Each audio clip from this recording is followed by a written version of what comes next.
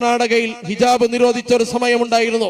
മഫ്ത ധരിച്ചുകൊണ്ട് ക്യാമ്പസിൽ വന്ന ഒരു പെൺകുട്ടിയെ നൂറുകണക്കിന് ആളുകൾ ജയ് ശ്രീരാം എന്ന് വിളിച്ച് അവരുടെ പിന്നാലെ ആക്രമിക്കുവാൻ വേണ്ടി പാഞ്ഞെടുത്തപ്പോ അവർക്ക് മുഖാമുഖം നിന്നുകൊണ്ട് അല്ലാഹു അക്ബർ എന്ന് വിളിച്ച് നോ എന്ന് പറഞ്ഞ ഒരു മുസ്ലിം വിദ്യാർത്ഥിനി, ആ മുസ്ലിം വിദ്യാർത്ഥിനി പ്രതിനിധീകരിച്ച ഒരു ആദർശത്തിന്റെ തലമുണ്ട്. ആ ആദർശത്തിന്റെ തലം അഭിമാനബോധമുള്ള ഇസ്ലാമാണ്. ആ അഭിമാനബോധമുള്ള ഇസ്ലാമിനെ നമ്മുടെ ക്യാമ്പസുകളിലേക്കും വ്യക്തിജീവിതങ്ങളിലേക്കും കോംപ്രമൈസ് ഇല്ലാതെ സന്നിവേശിപ്പിക്കാൻ 4 പതിറ്റാണ്ട് പണിയെടുത്ത വിദ്യാർത്ഥിനി പ്രസ്ഥാനമാണ് GIO എന്ന് പറയുന്നത്. ഇസ്ലാമിനെ ശരിയായ രീതിയിൽ പ്രതിനിധീകരിക്കുന്ന, അത് സ്വന്തം ജീവിതത്തിലും സ്വന്തം കുടുംബത്തിലും ജീവിതത്തിന്റെ എല്ലാ മേഖലകളിലും ഇസ്ലാമിനെ ആർജവത്തോടെയും അഭിമാനത്തോടെയും പ്രതിനിധീകരിക്കാൻ വ്യക്തികളെയും കുടുംബങ്ങളെയും സജ്ജമാക്കുന്ന വലിയൊരു ആദർശ പ്രസ്ഥാനമുണ്ട്, ഇസ്ലാമിക പ്രസ്ഥാനങ്ങൾ. ഈ ആദർശ പ്രസ്ഥാനത്തിന്റെ ഭാഗമായിട്ടാണ് ഇന്ത്യയിലും GIO പോലെയുള്ള വിദ്യാർത്ഥിനി സംഘങ്ങൾ പ്രവർത്തിക്കുന്നത്. അതിന് നിയതമായൊരു ലക്ഷ്യമുണ്ട്, നിർണിതമായ ചില ദൗത്യങ്ങളുണ്ട്. ലാ ഇലാഹ ഇല്ലല്ലാഹ് മുഹമ്മദുർ റസൂലുള്ളാഹ് എന്ന ഇസ്ലാമിന്റെ ആദർശവാക്യം തന്നെയാണ് അതിൻ്റെയും ആദർശവാക്യം. നേരത്തെ ഇവിടെ സൂചിപ്പിച്ചതുപോലെ വ്യക്തി ജീവിതത്തിലും കുടുംബജീവിതത്തിലും നമ്മൾ ഇടപെടുന്ന എല്ലാ മേഖലകളിലും, സമൂഹത്തിലും സാമൂഹിക, രാഷ്ട്രീയ, സാംസ്കാരിക മേഖലകളിലും ഇസ്ലാമിനെ സ്ഥാപിക്കുക, ഇസ്ലാമിന്റെ മൂല്യങ്ങൾ മുറുകെ പിടിക്കുക, ഇസ്ലാമിനെ ധീരമായി ഏറ്റെടുക്കുക, അഭിമാനപൂർവ്വം പ്രതിനിധീകരിക്കുക എന്ന ഒരു ദൗത്യത്തിനാണ്, എന്ന ഭാരിച്ച ഒരു നിർവഹണത്തിനാണ് ഈ 4 പതിറ്റാണ്ട് കാലമായി GIO ഇന്ത്യയിലുടനീളം ശ്രമിച്ചിട്ടുള്ളത്. GIO ആ നിലക്ക് മുസ്ലിം പെൺകുട്ടികളിൽ അവരുടെ ആദർശത്തെക്കുറിച്ചും അസ്തിത്വത്തെക്കുറിച്ചും അവരുടെ ജീവിത കാഴ്ചപ്പാടിനെ കുറിച്ചും അവരെയും കുടുംബത്തെയും സമൂഹത്തെയും ലോകത്തെയും നോക്കിക്കാണുന്നതിന്റെ വീക്ഷണകോണിനെ കുറിച്ചും ഫ്രെയിം വർക്കിനെ കുറിച്ചുമെല്ലാം വളരെ വ്യക്തമായ ദിശാബോധം മുസ്ലിം വിദ്യാർത്ഥിനികൾക്ക് സവിശേഷമായി നൽകിയ ഒരു വിദ്യാർത്ഥി പ്രസ്ഥാനമാണ് GIO എന്ന് പറയുന്നത്. അതിന്റെ പ്രവർത്തന പാതയിൽ എല്ലാ പെൺകുട്ടികളുമുണ്ട്. അവരത് അഡ്രസ് ചെയ്യുന്നുണ്ട്, അഭിമുഖീകരിക്കുന്നുണ്ട്. ഏത് വിഷയങ്ങളിലും കൃത്യമായ നിലപാടുകൾ അതിനുണ്ട്. അതിന്റെ വീക്ഷണകോൺ അടിസ്ഥാനപരമായി ഇസ്ലാം എന്ന് പറയുന്ന ആദർശമാണ്. വിശുദ്ധ ഖുർആൻ ഈ ആദർശത്തെ പരിചയപ്പെടുത്തുന്നത് അത് മനുഷ്യന് മാത്രമുള്ള ആദർശമാണ് എന്ന നിലയിലല്ല. സൂര്യനും ചന്ദ്രനും പ്രപഞ്ചത്തിലെ മുഴുവൻ സംവിധാനങ്ങളും സ്വീകരിച്ച ഒരു ആദർശവും വ്യവസ്ഥയുമാണ് ഇസ്ലാമെന്ന് വിശുദ്ധ ഖുർആൻ അടിവരയിട്ട് പറയുന്നുണ്ട്. ഇന്നദ്ദീന ഇൻദല്ലാഹിൽ ഇസ്ലാം, അള്ളാഹുവിന്റെ അടുക്കൽ സ്വീകാര്യമായ ആദർശം, ദീന്, വ്യവസ്ഥ അത് ഇസ്ലാം മാത്രമാണ്. ഇത് സൂര്യനും ചന്ദ്രനും അടക്കമുള്ള പ്രാപഞ്ചിക പ്രതിഭാസങ്ങൾ പിൻപറ്റുന്ന ഒരു വ്യവസ്ഥയാണ്. മനുഷ്യൻ മാത്രമല്ല. കാരണം ഇസ്ലാം എന്ന് പറഞ്ഞാൽ അനുസരണം, സമർപ്പണം എന്നൊക്കെയാണല്ലോ അതിന്റെ അർത്ഥം. അത് ഈ നക്ഷത്രങ്ങളും സൂര്യനും ചന്ദ്രനും അവരുടെ ഇഷ്ടപ്രകാരം പ്രപഞ്ചത്തിൽ വിഹരിക്കാൻ കഴിയില്ല. സൂര്യൻ നാളെ തീരുമാനിക്കുകയാണ് എനിക്ക് പടിഞ്ഞാറ് ഉദിക്കണം, അത് സാധ്യമല്ല. അതെന്തുകൊണ്ടാന്ന് ചോദിച്ചാൽ ഈ പ്രാപഞ്ചിക വ്യവസ്ഥക്ക് അനുസൃതമായിട്ടല്ലാതെ ചലിക്കാൻ ഇവിടെ സൗരയൂഥങ്ങളിലെ മഹാഗോളങ്ങൾ മുതൽ കണ്ണുകൊണ്ട് കാണാൻ കഴിയാത്ത അണുക്കൾക്ക് വരെ സാധ്യമല്ല. കാരണം അതൊരു വ്യവസ്ഥയുടെ ഉള്ളിലാണ്. ആ വ്യവസ്ഥയിലേക്ക് മനുഷ്യരോട് ചേർന്ന് നിൽക്കാൻ പറയുന്ന പ്രോസസ്സാണ് ഇസ്ലാം എന്ന് പറയുന്നത്. ഈ പ്രപഞ്ചത്തിലെ സകല വസ്തുക്കളും അനുസരിക്കുന്ന, വിധേയപ്പെടുന്ന ഈ ജീവിത വ്യവസ്ഥയോട് നിങ്ങളും ചേർന്ന് നിൽക്കുക. ഈ ഇസ്ലാമിനെയാണ് അതിന്റെ സമ്പൂർണാർത്ഥത്തിൽ നമ്മുടെ ഓരോരുത്തരുടെയും ജീവിതത്തിൽ പ്രതിനിധീകരിക്കണമെന്നാണ് 4 പതിറ്റാണ്ട് കാലമായി GIO പറയുന്നു. കേരളത്തിലും ഇന്ത്യയിലുമൊക്കെ രാഷ്ട്രീയ പരിതസ്ഥിതികൾ, സാമൂഹ്യ മാറ്റങ്ങൾ, സാംസ്കാരികമായ വ്യവഹാരങ്ങൾ, ഇവയിലൊക്കെ ഈ വിദ്യാർത്ഥിനി പ്രസ്ഥാനത്തിന്റെ കയ്യൊപ്പുകൾ നിങ്ങൾക്ക് കാണാൻ കഴിയും. അത് കൃത്യമായി ചില നിലപാടുകൾ രൂപീകരിക്കുന്നുണ്ട്. ആ നിലപാടുകൾ നിങ്ങളുടെ റിയൽ ലൈഫിന് വേണ്ടിയാണ്. ഇന്നിപ്പോ റിയൽ ലൈഫാണ് നമ്മളൊക്കെ ഡിസൈൻ ചെയ്യുന്ന, റീലിന് വേണ്ടിയാണ്. നമ്മുടെ ഫംഗ്ഷനുകൾ, നമ്മുടെ വ്യക്തിപരമായ ആഘോഷങ്ങൾ, പക്ഷേ റിയൽ ലൈഫിന് വേണ്ടി നിങ്ങൾ എങ്ങനെ ഡിസൈൻ ചെയ്യണം എന്നത് വളരെ കൃത്യമായി സമൂഹത്തെ പഠിപ്പിക്കുന്നതിൽ മുൻപന്തി നിൽക്കുന്ന ഒരു വിദ്യാർത്ഥിനി പ്രസ്ഥാനമാണ് GIO എന്ന് പറയുന്നത്.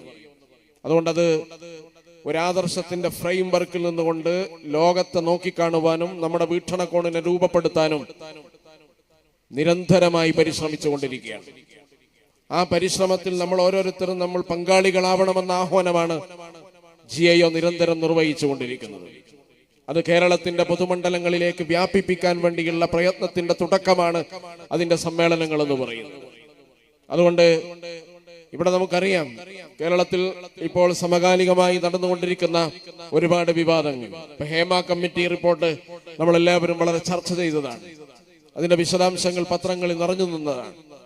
എന്താണത് അടിസ്ഥാനപരമായി മുന്നോട്ട് വെക്കുന്ന കാര്യം എന്ന് ചോദിച്ചാൽ, ആണിന്റെയും പെണ്ണിന്റെയും അസ്തിത്വത്തെ വെവ്വേറെ കാണുന്നതിന് പകരം ആണും പെണ്ണും ഒരുപോലെ ജീവിക്കേണ്ടവരാണെന്നും അവർക്ക് അനിയന്ത്രിതമായ വ്യവസ്ഥയാണ് ഏറ്റവും അനുകരണീയമായത്, അവര് ഇമിറ്റേറ്റ് ചെയ്യേണ്ടത് എന്ന് നിരന്തരം വെള്ളിത്തിരകളിൽ ഉദ്ഘോഷിക്കുകയും അതിനുവേണ്ടി പേനയുന്തുകയും അതിനുവേണ്ടി സംവിധാനങ്ങൾ നിർവഹിക്കുകയും അതിനുവേണ്ടി ആടിത്തിമർക്കുകയും ചെയ്ത ആളുകൾ. ഇപ്പോൾ ഒടുവിൽ എന്താ സംഭവിച്ചത്? ദിനം ദിനേന ഓരോരുത്തരും എന്ന് പറയാൻ, ഞങ്ങളെ പീഡിപ്പിച്ചു, ഞങ്ങളോട് അതുപോലെ തന്നെ ഞങ്ങളുടെ വാതിലിൽ മുട്ടി, ഞങ്ങൾ അഭിനയിക്കണമെങ്കിൽ ഇന്ന അഡ്ജസ്റ്റ്മെന്റുകൾ ചെയ്യേണ്ടി വന്നു. ഈ കാര്യങ്ങൾ വിളിച്ചു പറയുമ്പോൾ നേരത്തെ നമ്മൾ പറഞ്ഞതാണ്, ലിബറലിസം എന്ന് പറയുന്ന പളപളപ്പുള്ള ഈ ആദർശ വ്യവസ്ഥ മനുഷ്യനെ മനുഷ്യനായി കാണാൻ പഠിപ്പിക്കുന്ന വ്യവസ്ഥയല്ല. അത് ദുർബലനെ കൂടുതൽ ദുർബലപ്പെടുത്തുന്ന വ്യവസ്ഥയാണ്. അത് ദുർബലനെ കൂടുതൽ ദുർബലനാക്കാൻ പറ്റുന്ന ഒരു സംവിധാനമാണ്. അതിലൊരിക്കലും ദുർബലനെ ശക്തിപ്പെടുത്തുന്ന മൗലികമായ കാഴ്ചപ്പാടുകളില്ല. അതുകൊണ്ട് തന്നെയാണ് സ്ത്രീ വീണ്ടും വീണ്ടും പീഡനത്തിനും അതുപോലെ മർദ്ദനത്തിനും വിധേയമാവുന്നത്.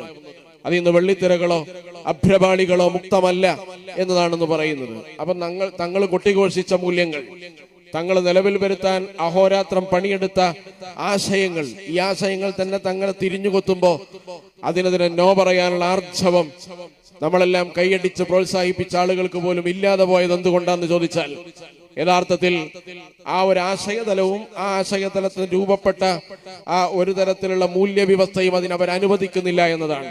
അവിടെയാണ് ഇസ്ലാമിക മൂല്യവ്യവസ്ഥയുടെ പ്രസക്തി നമുക്ക് മനസ്സിലാവുന്നത്. ദുർബലനെ കൂടുതൽ ശക്തിപ്പെടുത്തുവാനും സ്ത്രീയെ കൂടുതൽ അതിന്റെ അന്തസത്ത ഉൾക്കൊണ്ടുകൊണ്ട് സമൂഹത്തിൽ ചേർത്ത് നിർത്താനും പറ്റുന്ന ഒരു ദൈവികമായ വ്യവസ്ഥയുടെ പ്രാധാന്യം നമുക്ക് ബോധ്യമാവുന്നത്.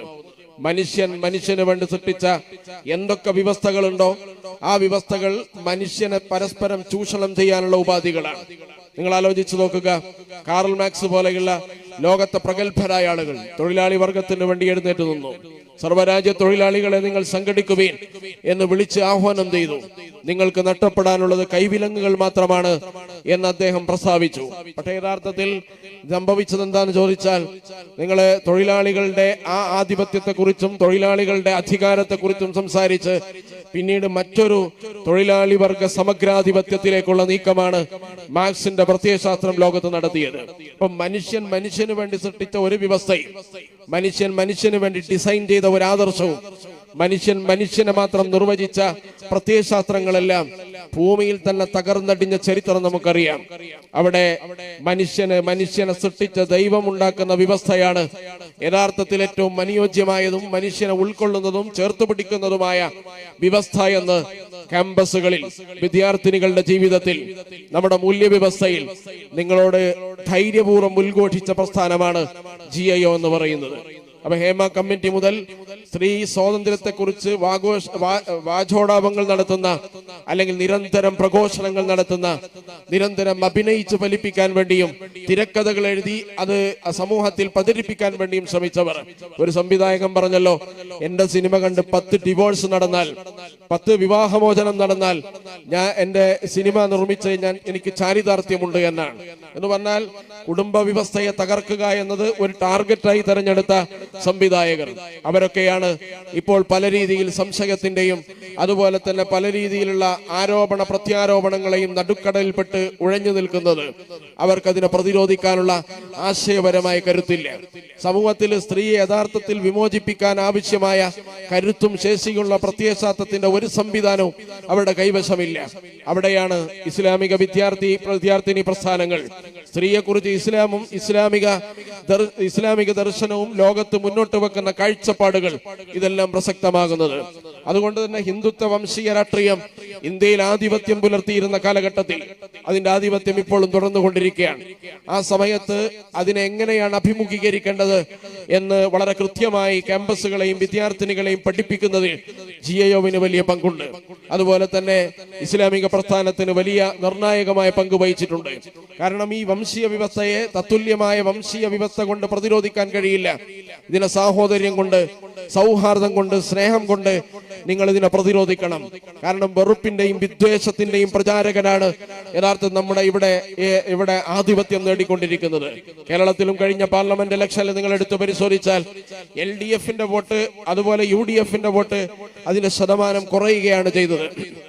ഇപ്പോൾ യഥാർത്ഥത്തിൽ BJPയുടെ വോട്ട് 4% കൂടുകയാണ് ചെയ്തത്.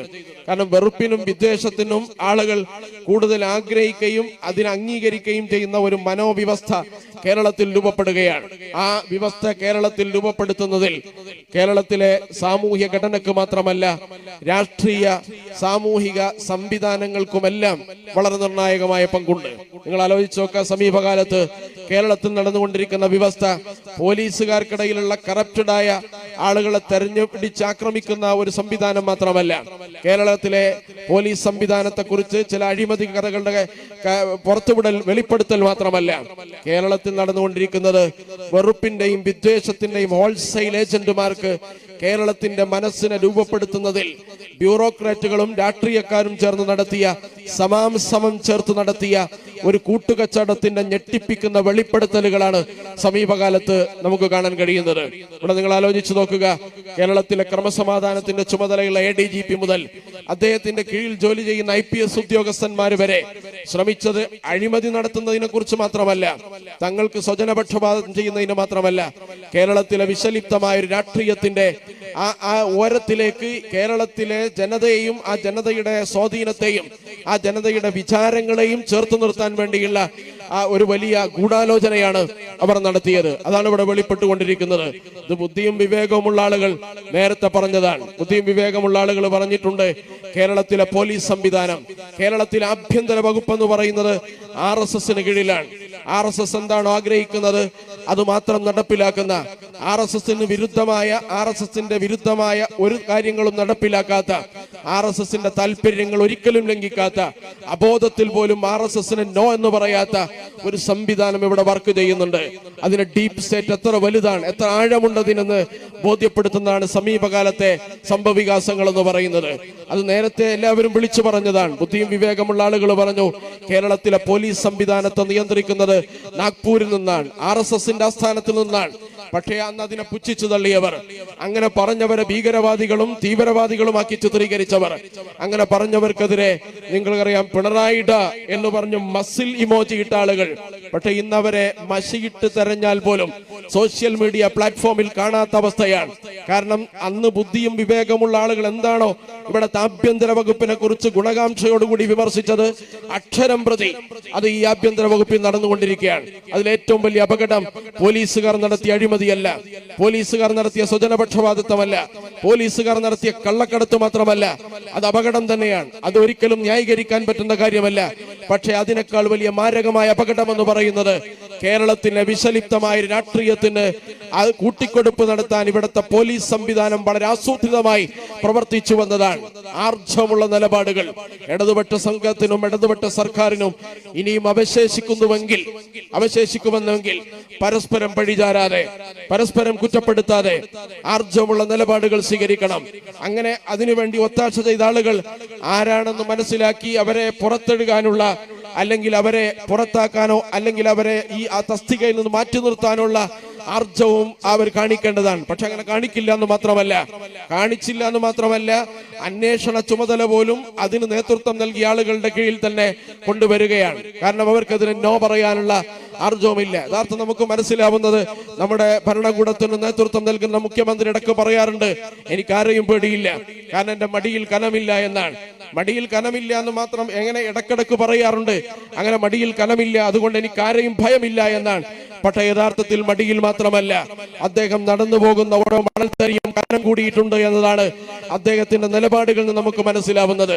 അതുകൊണ്ട് ഇത്തരം പോലീസ് ഉദ്യോഗസ്ഥർ കേസ് വർദ്ധിപ്പിക്കുവാൻ വേണ്ടി പ്രത്യേകിച്ച് മലപ്പുറം ജില്ലയിലൊക്കെ നടത്തിയ ശ്രമങ്ങൾ നമുക്കറിയാം. അവിടുത്തെ നിരപരാധികളായ ആളുകളെ നിരവധി കേസുകൾ കുടുക്കി അവിടുത്തെ കേസിന്റെ തോത് വർദ്ധിപ്പിച്ച് കേസ് കൂടുതലുള്ള ക്രമസമാധാനം തകർന്ന സ്ഥലങ്ങളാണെന്ന് വരുത്തി തീർക്കാനുള്ള ആസൂത്രിതമായ ശ്രമം നടത്തിയിട്ടുണ്ട്. ആ ശ്രമത്തെ എല്ലാം സത്യസന്ധമായി അഭിമുഖീകരിച്ച് അവർ നേതൃത്വം നൽകിയ എല്ലാ അന്വേഷണത്തെയും സത്യസന്ധമായി അഭിമുഖീകരിച്ചുകൊണ്ട് പുനരന്വേഷണത്തിന് ഉത്തരവിടാനുള്ള ആർജവമാണ് കാണിക്കേണ്ടത്. അല്ലെങ്കിൽ സത്യസന്ധമായ ഒരു ജുഡീഷ്യൽ അന്വേഷണം നടത്തണം. കാരണം ഇവിടെ നിങ്ങൾ ആലോചിച്ചു നോക്കൂ, തൃശൂർ പൂരം യഥാർത്ഥത്തിൽ അതിനുവേണ്ടി ഒത്താശ ചെയ്തത്, അതിന്റെ ഏറ്റവും നല്ല അവസ്ഥയിൽ നിന്ന് അതിനെ മാറ്റി സ്ഥാപിക്കുവാൻ വേണ്ടിയുള്ള ഗൂഢാലോചന നടത്തിയത്, അതിനു മുമ്പ് RSS മേധാവികളുമായി കേരളത്തിലെ ഉന്നത പോലീസ് ഉദ്യോഗസ്ഥൻ സംസാരിച്ചുവെന്ന് പരസ്യമായി അദ്ദേഹം സമ്മതിച്ചത്, ഇങ്ങനെ തുടങ്ങിയ കാര്യങ്ങളുണ്ട്. RSSന് വേണ്ടി വിടുവേല ചെയ്യുന്ന ഈ പോലീസ് സംവിധാനത്തെ പടിക്ക് പുറത്താക്കാനുള്ള ആർജവം കാണിക്കേണ്ടതുണ്ട്. കാരണം അത് കേരളത്തോട് ചെയ്യുന്ന ഒരു നന്മയാണ്, കേരളത്തോട് ചെയ്യുന്ന ഏറ്റവും മൂല്യവത്തായ ഒരു നിലപാടാണ്.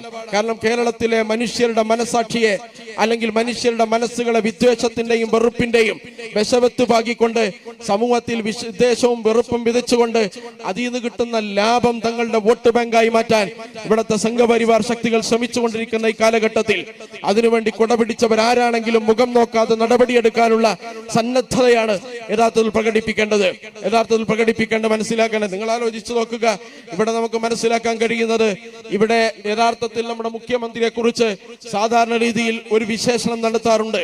ആ വിശേഷണം എന്താണ്? ഇരട്ടച്ചങ്കൻ എന്നാണ്. ആ ഇരട്ടച്ചങ്കൻ എന്താണ് എന്ന് PV അൻവറിന്റെ വെളിപ്പെടുത്തലിലൂടെ കേരളം മനസ്സിലാക്കി. ഒന്ന് ക്യാപിറ്റലിസമാണ്, ഒന്ന് മൂലധന ശക്തികളുടെ ചങ്കാണ്, ഒന്നാമത്തെ കോർപ്പറേറ്റ് ശക്തികളുടെ ചങ്കാണ്, രണ്ടാമത്തെ കാവിച്ചങ്കാണ്. അല്ലാത്ത ഒരു ചങ്കും ഒരു എല്ലിൻ കഷ്ണവും അദ്ദേഹത്തിൽ ഇല്ല എന്ന് നാൾക്കുനാളെ വെളിപ്പെടുത്തപ്പെട്ട വിവാദങ്ങളാണ് ഇവിടെ നടന്നുകൊണ്ടിരിക്കുന്നത്.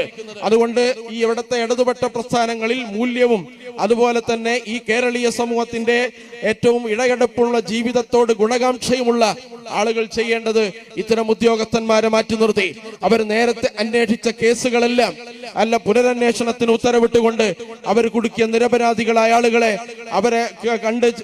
അവിടെ കണ്ടുപിടിച്ച് ആശ്വസിപ്പിക്കുകയും ആ കേസുകളിൽ നിന്ന് അവർ റിലീവ് ചെയ്യാനുള്ള ഉത്തരവുകൾ നൽകിക്കൊണ്ടും അതിനെ തിരിച്ചു പിടിക്കാനുള്ള കേരളത്തിന്റെ അതിന്റെ പഴയ അവസ്ഥയിലേക്ക് ബ്യൂറോക്രസിയും അതുപോലെ തന്നെ രാഷ്ട്രീയ അജണ്ടകളും ചേർന്ന് നടത്തിയ സംഘപരിവാറിന് തീരെഴുതി കൊടുക്കാനുള്ള ശ്രമത്തെ വലിയ മതിൽ കെട്ടിച്ചെറുക്കേണ്ട ഒരു സമയത്താണ് നമ്മൾ ജീവിച്ചുകൊണ്ടിരിക്കുന്നത്.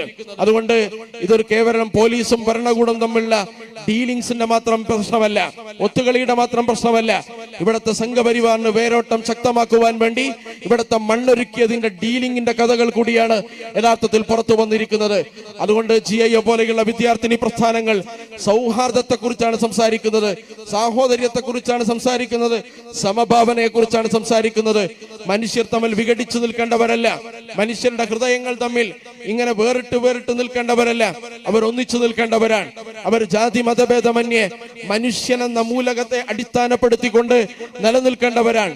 അങ്ങനെ താഴെ തട്ടിൽ പോലും മനുഷ്യരുടെ സൗഹാർദ്ദങ്ങൾ രൂപപ്പെട്ടു വരികയും അത് വികസിച്ചു വരികയും അവരുടെ സാഹോദര്യവും സമഭാവനയും വികസിച്ചും വികാസം പ്രാപിച്ചും ഈ വെറുപ്പിനെയും വിദ്വേഷത്തെയും ചെറുക്കണമെന്ന ആഹ്വാനമാണ് GIO പോലെയുള്ള വിദ്യാർത്ഥി പ്രസ്ഥാനങ്ങൾ നടത്തുന്നത്. അതുകൊണ്ട് ഇത്തരം പോലീസ് സംവിധാനങ്ങളും രാഷ്ട്രീയ പ്രോപഗണ്ടകളും ചേർന്ന് നടത്തിയ രാഷ്ട്രീയ അധികാര കേന്ദ്രങ്ങളും ചേർന്ന് നടത്തിയ കണ്ടാൽ അറക്കുന്ന, കേട്ടാൽ നമുക്ക് ഞെട്ടലും അതുപോലെ വെറുപ്പുമുളാക്കുന്ന ഈ ഡീലിങ്ങുകളുണ്ട്.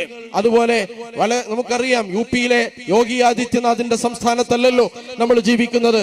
പ്രതിഷേധിച്ചവരെ ബുൾഡോസർ ഉപയോഗിച്ച് തകർക്കുന്ന, തല്ലിക്കൊല്ലുന്നവർക്ക് പൂമാലയിട്ട് സ്വീകരണം നൽകുന്ന, കുട്ടികളെ രക്ഷിക്കാൻ വേണ്ടി സ്വന്തം റിസ്കിൽ ഓക്സിജൻ സിലിണ്ടർ കൊണ്ടുവന്നവർക്ക് രാജ്യദ്രോഹ കുറ്റം ചുമത്തുന്ന യോഗി ആദിത്യനാഥിന്റെ UP-യെ നമ്മൾ വിമർശിക്കാറുണ്ട്.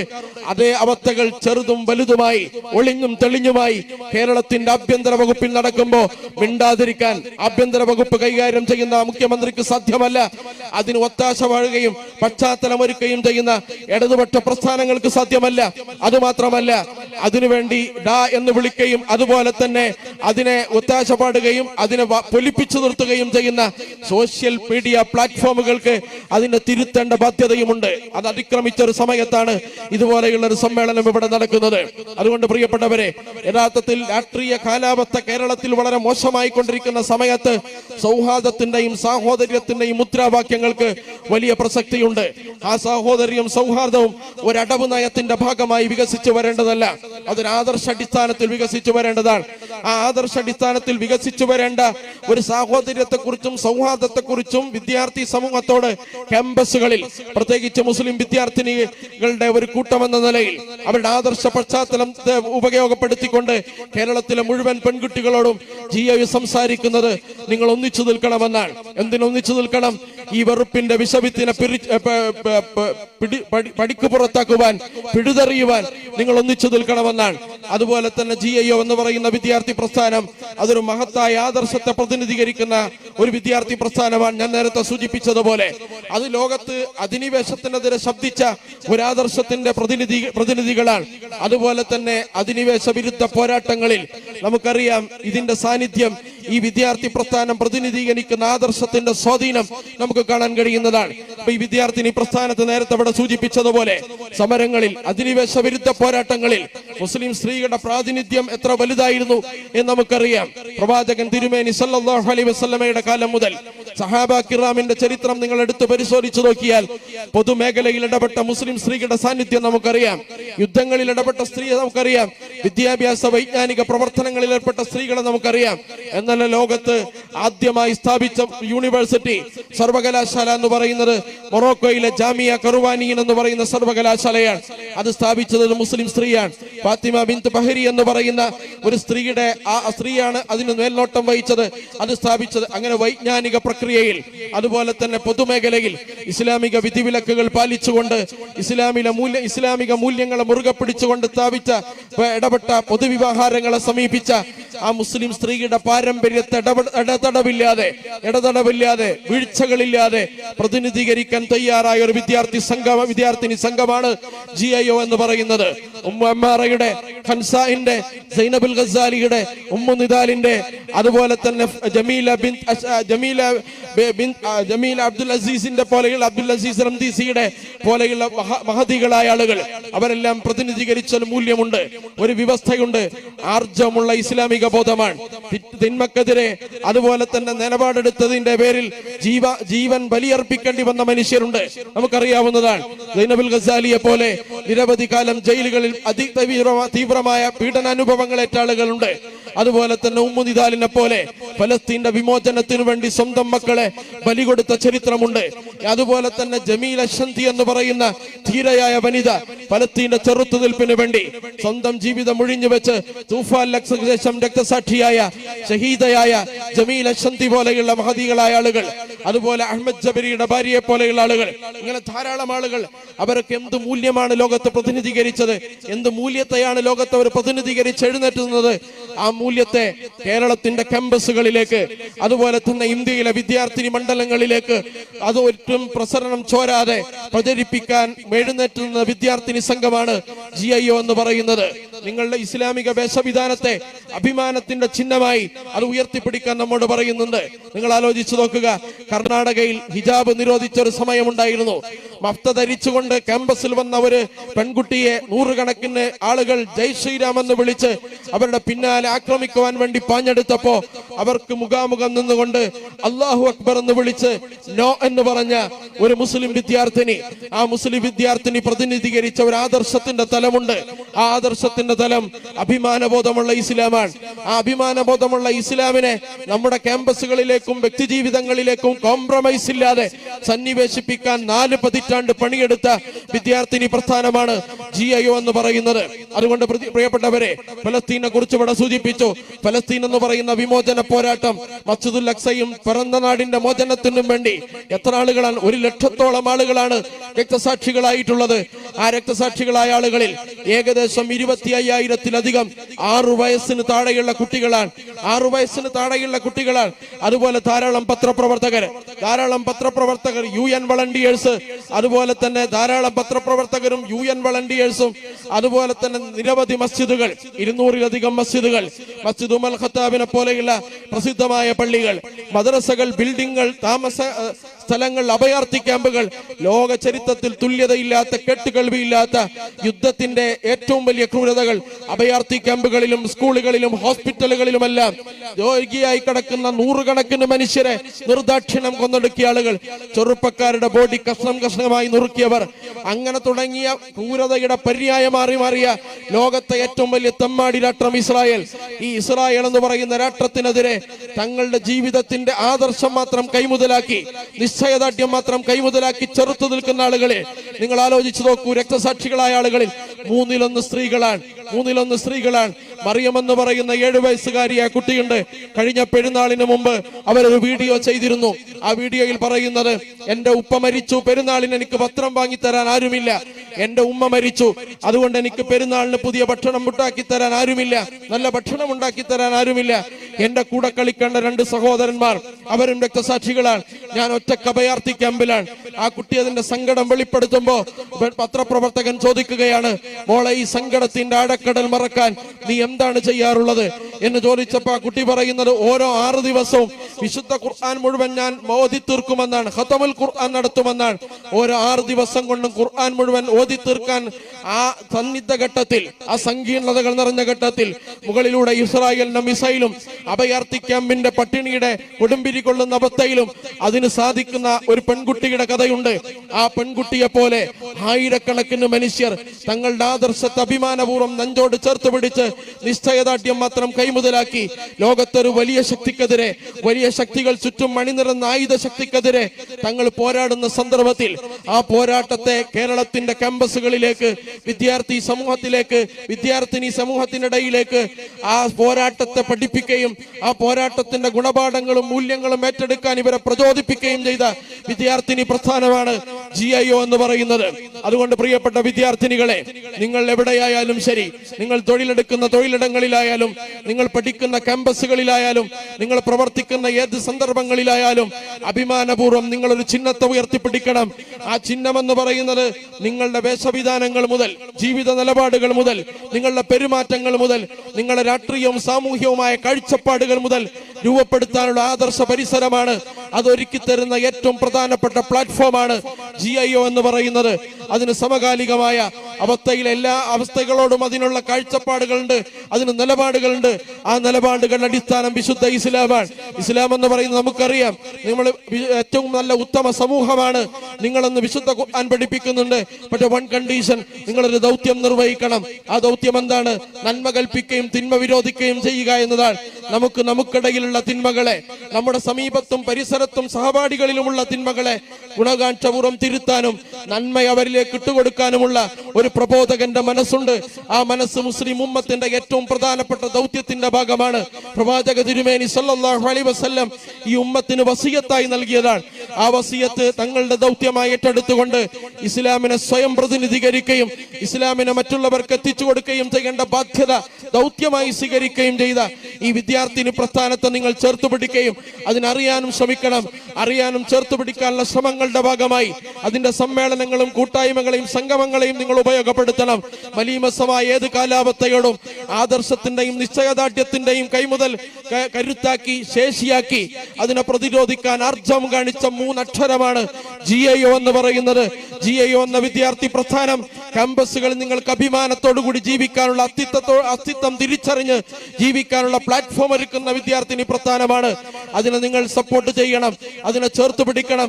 സാധ്യമാവുന്നത്ര അതിന്റെ പ്ലാറ്റ്ഫോമിൽ കയറി നിൽക്കാൻ നിങ്ങൾ ശ്രമിക്കണം എന്നാവശ്യപ്പെട്ടുകൊണ്ട് ഈ സംഗമം, ഈ സമ്മേളനം കാരുണ്യക്കടലായ ജഗന്യന്താവായ അല്ലാഹുവിന്റെ നാമത്തിൽ ഉദ്ഘാടനം ചെയ്തതായി പ്രഖ്യാപിച്ച് ഞാൻ അവസാനിപ്പിക്കുന്നു.